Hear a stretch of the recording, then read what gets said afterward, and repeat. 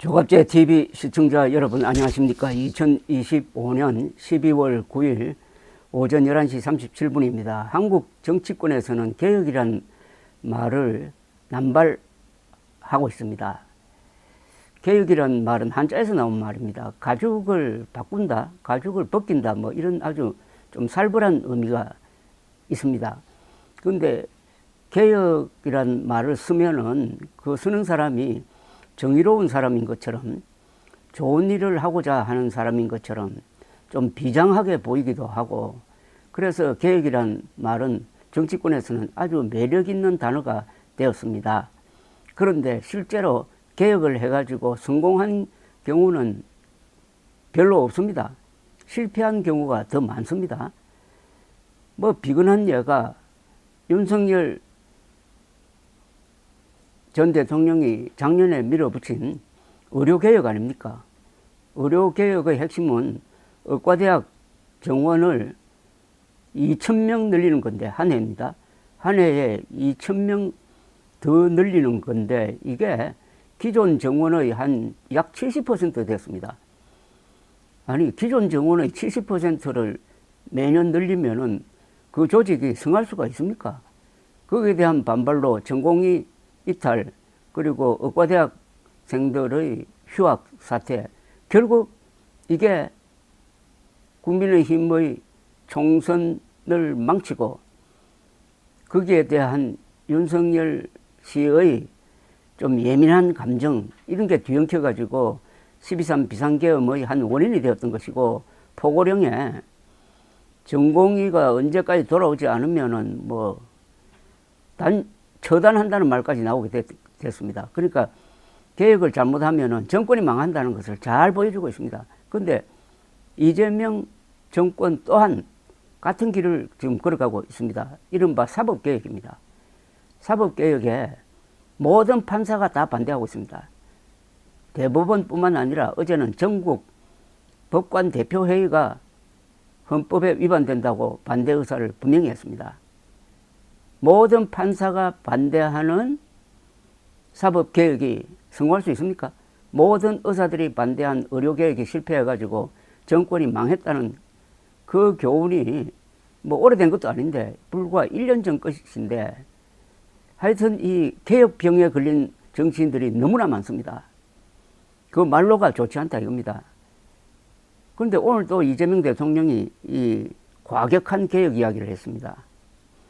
용산 대통령실에서 국무회의를 주재하면서 개혁이란 본래 뜻이 가죽 벗긴다는 것이라면서 불리한 점을 개선하여 정상화시키려면 갈등과 저항은 불가피하다고 했습니다. 극히 원론적인 이야기입니다. 그것이 저는 개혁이라고 생각한다. 그런 걸 하지 않으면은 대체 뭘 할 수 있겠나? 라고 했습니다. 불리한 점을 개선하여 정상화시키려면 갈등과 저항은 불가피하다고 했는데, 그렇다면 여기 써져 있는 대로 개선이라고 해야 됩니다. 개선은 조금씩 그러나 확실하게 바꿔가는 겁니다. 그런데 일본 사람들은 이 개혁이란 말을 좀처럼 쓰지 않습니다. 개선이라고 그럽니다. 개선. 일본 말로 카이젠이란 말인데, 개혁이라고 쓸 경우에는 이게 저항이 있으니까 개선이라고 해서 설득을 해가면서 바꿔가는 겁니다. 개선을 해야 되는 거지 개혁을 하면 안 됩니다. 우리나라 저는 정치인들이 개혁이란 말을 아예 쓰지 못하게 뭘 하는 게 어떨까 하는 생각까지 하는 겁니다. 오늘 이 발언은 지금 여당이 추진하는 내란 전담 재판부 설치와 관련해 가지고 정치권은 물론이고 판사들, 언론 거의 만장일치로 위헌이 우려된다면서 반대하고 있는 데 대한 어떤 감정을 드러낸 것으로 보입니다. 이 대통령은 언제나 잊지 말아야 할 것은 이 나라는 소수 권력자의 것이 아니라 국민의 것이라는 사실이라면서 이해관계가 충돌하고 국민을 위한 정책 입법 과정에서 약간의 갈등과 부딪힘이 있더라도 국민 뜻에 따라서 필요한 일은 해나가야 한다고 했습니다. 여기서도 지나친 개혁의 어떤 함정이 그대로 나옵니다. 개혁은 항상 국민을 앞세웁니다. 그런데 국민이 뭡니까? 국민이 생각이 하나입니까? 여러 생각을 가진 집단을 우리가 국민이라고 하는데, 국민의 뜻이다 해놓고 자기 멋대로 국민의 뜻을 규정을 해가지고 그쪽으로 몰고 가다가 실패하는 겁니다. 국민의 뜻은 어떻게 표현이 됩니까? 여론조사라는 기능이 하나 있지만 그것은 법적 간결이 없습니다. 선거입니다. 국민의 뜻이 반영되는 것은 선거입니다. 선거. 그러나 그것은 어떤 정권의 향배를 결정하는 것이지 구체적 사안에 대해서 이게 국민의 뜻이 이거다라고 특정할 수는 없습니다. 또 국민의 뜻이 항상 옳은 게 아닙니다. 국민의 뜻은 달라지는 경우가 많습니다. 그러면은 어떤 객관적 기준이 있어야 되지 않느냐. 그 객관적 기준이란 것은 첫째는 사실이고 현실이고 과학 그리고 법치 이런 게 객관적 기준입니다. 선출된 권력이 항상 선출되지 않는 권력보다 우월하다고 하는 것은 매우 위험합니다. 세계 어느 나라든지 대법원을 구성할 때 국민들이 선출한 나라 없습니다. 왜냐? 법이라는 것은 국민의 잘 변하는 그런 마음, 정서, 감정에 기초를 두면 안 된다는 거죠. 변하지 않는 원리, 세상에는 국민의 뜻보다도 변하지 않는 원리가 있습니다. 1 더하기 1은 2라는 것은 이건 수학의 공식 아닙니까? 이런 거는 변하지 않습니다. 그런 변하지 않는 원리에 터잡는 게 바로 사법부거든요. 근데 이걸 국민의 뜻 운운하면서 몰아붙이면은 그건 결국 독재로 가고 더 심할 경우에는 전체주의로 갑니다. 독재와 전체주의는 조금 다릅니다. 독재는 뭐 전두환, 박정희식의 권위주의 통치는 어떤 경우냐 하면은 개인의 사생활에는 관여하지 않습니다. 그러나 전체주의는 개인의 사생활에 관여합니다. 바로 북한이죠. 아침 일찍 일어나가지고 김일성, 김정일 사진 앞에서 절하고 그리고 김일성, 김정일을 교주처럼 모시고 양심의 자유도 없고 웃을 자유도 없고 울 자유도 없는 이런 상태를 전체주의라고 합니다. 우리가 경계해야 될 것은 전체주의입니다. 히틀러에 의해서 본다면은 히틀러는 바이마르 공화국 헌법을 폐지하지 않았습니다. 1933년에 공산당원이 베를린에 있는 국회의사당을 불질렀습니다. 이걸 기화로 삼아가지고 공산당을 소탕한다면서 독재적 권력을 갖는데 어떻게 하느냐 하면은 수권법이라는 것을 통과시킵니다. 그 수권법은 히틀러가 마음대로 법을 만들 수 있도록 하는 권한을 준 겁니다. 히틀러가 만든 법이 바이마르 공화국 헌법과 배치될 때는 그 헌법보다도 수권법을 우선했습니다. 이러니까 독재로 간 거고 전체주의로 간 거고 결국 그 연장선상에서 2차 세계대전이 일어나고 유대인들이 수백만 명 학살된 겁니다. 법의 이름으로. 그래서 제대로 된 개혁이 우리 역사에서 뭐가 있었느냐 하는 것을 지금 집권 여당이나 이재명 대통령이 한번 성찰을 해봐야 됩니다. 역사가 중요한 게 교훈을 주고 있으니까요. 실패한 개혁 사례로는 윤석열의 의료개혁, 그걸 연구를 하고 그 다음에 성공한 개혁은 주로 보수 정권에서 나왔습니다. 성공한 개혁. 예컨대 이명박 대통령 시절의 어떤 개혁. 이명박 대통령이 서울시장 때 2가지 개혁을 했습니다. 하나는 청계천 복원입니다. 이것도 개혁입니다. 눈에 보이는 개혁이에요. 또 하나는 서울 시내 교통체계 개혁을 했습니다. 둘 다 성공을 했습니다. 저항이 별로 없었습니다.